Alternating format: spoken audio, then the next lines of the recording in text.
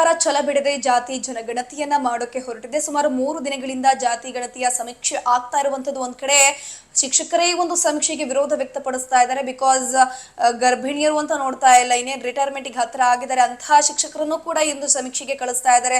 ಅದ್ರ ಜೊತೆಗೆ ಒಂದಷ್ಟು ಅನಾರೋಗ್ಯದಿಂದ ಬಳಲ್ತಿರುವಂತಹ ಶಿಕ್ಷಕರನ್ನು ಕೂಡ ಕಳಿಸ್ತಾ ಇದ್ದಾರೆ. ಹಾಗಾಗಿ ನಾವು ಗಣಿತ ಮಾಡೋದಕ್ಕೆ ನಮ್ಗೆ ಇಷ್ಟ ಇಲ್ಲ, ನಾವು ಮಾಡೋದಿಲ್ಲ ಅಂತ ಹೇಳ್ಕೊಂಡು ಕೆಲವು ಕಡೆ ಬಹಿಷ್ಕಾರ ಹಾಕಿದ್ದಾರೆ. ಕೆಲವು ಕಡೆ ಗಣಿತಗಳು ಆಗ್ತಾ ಇದೆ, ಒಂದ್ ಕಡೆ ಗಣಿತಗಳು ಆಗ್ತಿಲ್ಲ.